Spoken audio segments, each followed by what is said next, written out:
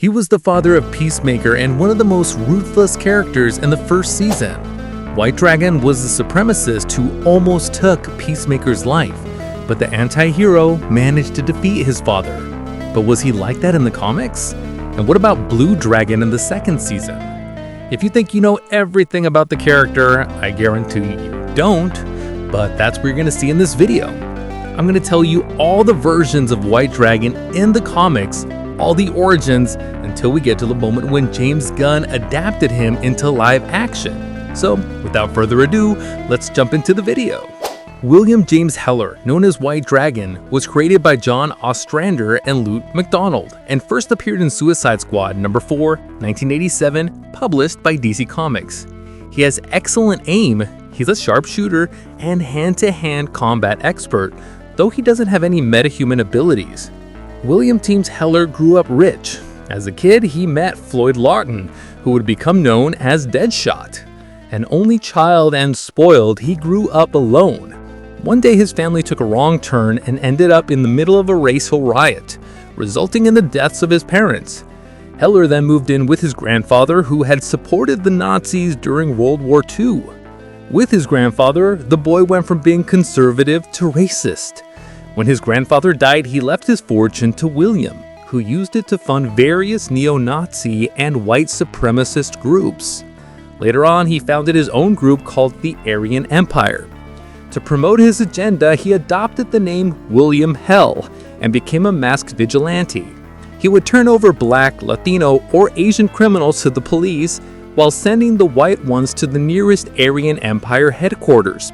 Black Orchid, a heroine connected to the Green, kept an eye on the man, and the Suicide Squad was sent to take him down. Deadshot disguised himself as William Hell at a meeting of the Aryan Empire. When he got up to the podium, Lawton gave a non-racially charged speech to the members of the Aryan Empire and protesting black people. Then Heller showed up in costume and declared himself the real William Hell.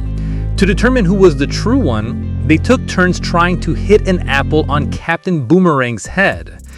Deadshot hit his mark, but the squad used Chrono's time machine to change Heller's shot trajectory, causing him to miss.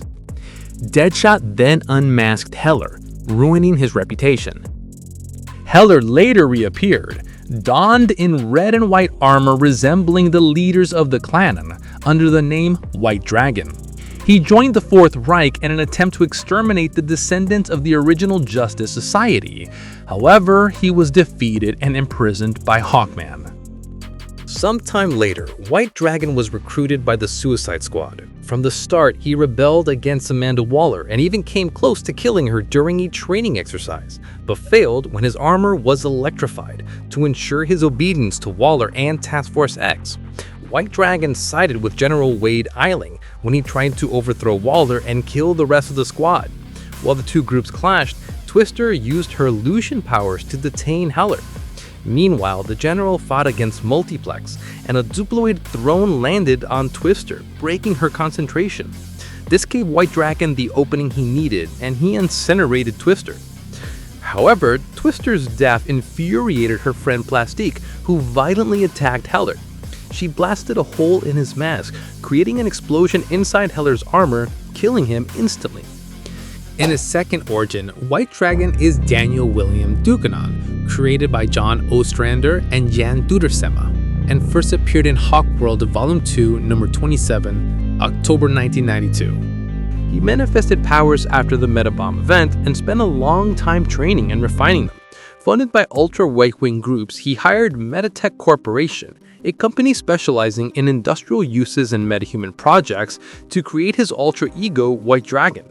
Along with his new armor, they helped craft a PR campaign to have White Dragon initially perceived as a superhero, thus suddenly delivering a racist message to the public. Dukanon operated as a vigilante in Chicago, targeting only racial minorities, and initially made sure to obey the law, attacking only criminals and refraining from killing. But he eventually clashed with Hawkgirl, who was offended by Dukanon's racist and misogynistic ideology and exposed his identity, while helping lawmakers investigate his actions. However, Cannon proved to be a skilled media manipulator, using his conflict with Hawkman to paint himself as being persecuted for his unpopular political views. When Shiera and Hawkman fled from extradition to Thanagar, Cannon took the opportunity to go on a rampage through Chicago, torching low-income minority neighborhoods. Cat-R and Shiera managed to stop him with the help of their buddy Hawkman, Art Cardahall, and Hawkgirl. Later, he was seen as one of the many inmates of Belle Reve who escaped to hear Neron's offer about their fondest desires in exchange for their souls. Recently, we had the third version of White Dragon introduced in James Gunn's Peacemaker series, where he appears as Peacemaker's father, portrayed by Robert Patrick. James Gunn blended these two origins to create Augie Smith, a white supremacist who had acted as a villain in the past, with followers who still recognize him as a leader, in addition to being a fantastic inventor, having a dimensional portal at home, and various helmets he personally created for his son. Of course, the second season goes into more detail about the dimensional portal he has at home, but I'll explain that shortly. Keep in mind that in the redesigned comic of Peacemaker, his father was a Nazi responsible for the deaths of over 50,000 innocents and took his own life in front of his son as a child, which made Peacemaker violent as an adult. In the first season of Peacemaker, White Dragon even tried to kill Peacemaker himself, his son. But thanks to Eagly, Vigilante, and Economos, Peacemaker took down White Dragon. However, after the premiere of the second season of Peacemaker, more details involving White Dragon were revealed by Peacemaker himself. And additionally, in the alternate Earth that Peacemaker ends up in, the Nazis won the war, and in that world, Augie Smith is a blue dragon, and unlike his counterpart from the main DCU Earth, he wasn't a Nazi. But he ended up being killed by Vigilante, who thought Blue Dragon was just like White Dragon, in a pretty darkly comedic scene. Oh, and remember I mentioned that the White Dragon from the main DCU Earth created the Quantum Portal and Peacemaker's helmets? Well, the second season makes it clear. No, Augie Smith didn't create the portal or the helmets. As of the time of this video's release, it hasn't been stated who the creator of the helmets is. But the Quantum Portal is alien technology that Augie seized after killing an alien in a forest while hunting with his two sons, Chris and Keith. Even the White Dragon armor wasn't created by Augie. White Dragon, just like Peacemaker himself, ended up being one of those characters that very few people knew or had heard of. But James Gunn brought him from the comics and adapted him excellently. Did you know the story of White Dragon? Did you know these differences between versions? What's your favorite character in Peacemaker? Drop your comments here and don't forget to like the video, subscribe to the channel, and hit the bell, because that's the only way you'll stay updated on everything happening in DC.